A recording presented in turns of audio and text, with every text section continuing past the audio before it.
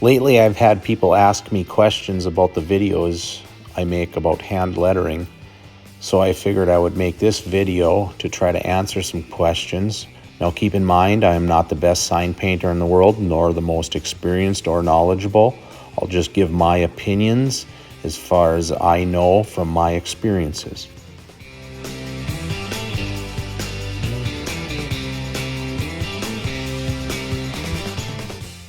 This is a little Ford Escort that a customer brought over that he had designed in mind for me to follow, but yet have a little bit of freedom with.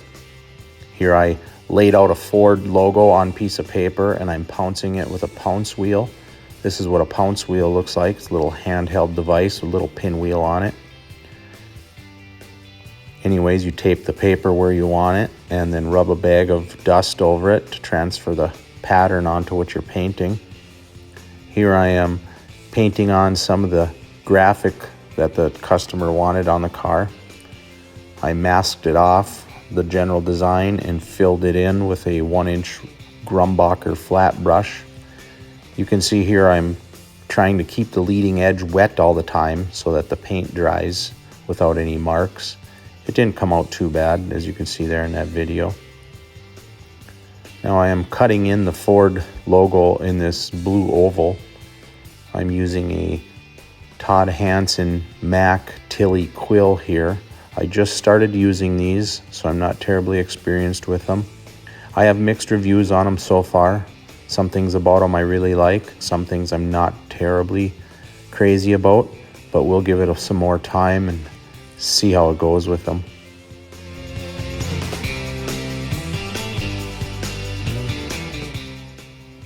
Now I'm filling in this big area with that 1-inch flat brush again. I'm using the Tilly quill for the light blue around the design on the side of the car. Kind of a abstract, sloppy outline. And then I got that 1-inch flat Grumbacher here.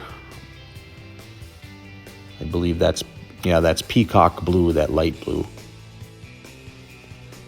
I'm painting this GT logo with a number 6 Tilly quill.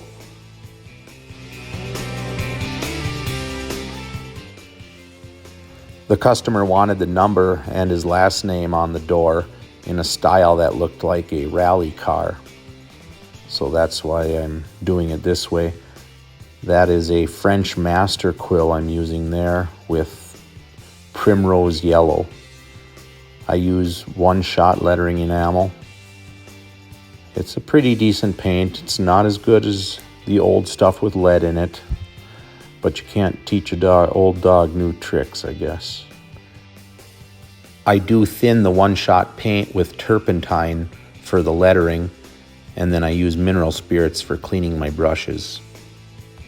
Now I'm going in and painting the black with that same French Master quill. Several people ask me what I soak my brushes in. Currently I'm using non-detergent motor oil. It is what Howard Nelson taught me to do years and years ago when I worked for him. I've heard of people using transmission fluid, and at times I've even purchased brush oil, which was a little bit more pricey, but I didn't really see a terrible advantage in it. Some people don't think you're supposed to use tape for lettering at the top and bottom and square corners of letters. I think it's a very useful tool, helps save time and gives a better finished look when you're all said and done. Here I am painting a sponsor on the front fender with the same blue that I used for the graphics. This is a custom mixed blue that I mixed up to try to match what the customer had on the rear trunk area of the car. It was dark blue mixed with processed blue, probably a 50-50 mixture.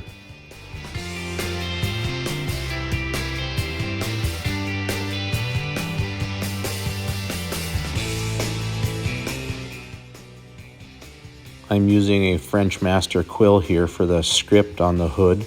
This was something that the customer wanted on the hood in dedication to his father, who's helped him for many years building these race cars. Evidently, this is their 20th year of running Ford Escorts.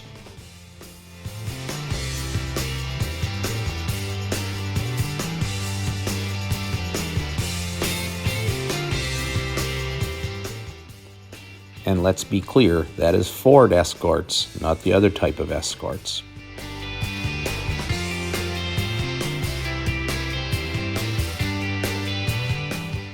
This is a little scrolling pinstripe design I'm putting on the hood here. That's a number 3 Kafka scrolling brush. Now I had to chop this video up a little bit because I am not the best scroll striper in the world, but I get the job done. Anyways, these are really nice brushes. I like them for various things like thin outlines on letters and pinstripes. Here I am putting a little accent line underneath my nickname on my logo back there. Anyways, I hope this video has been helpful and hopefully answered a few questions for people. And until then, if I don't see you in the future, I'll see you in the pasture. Thanks for watching.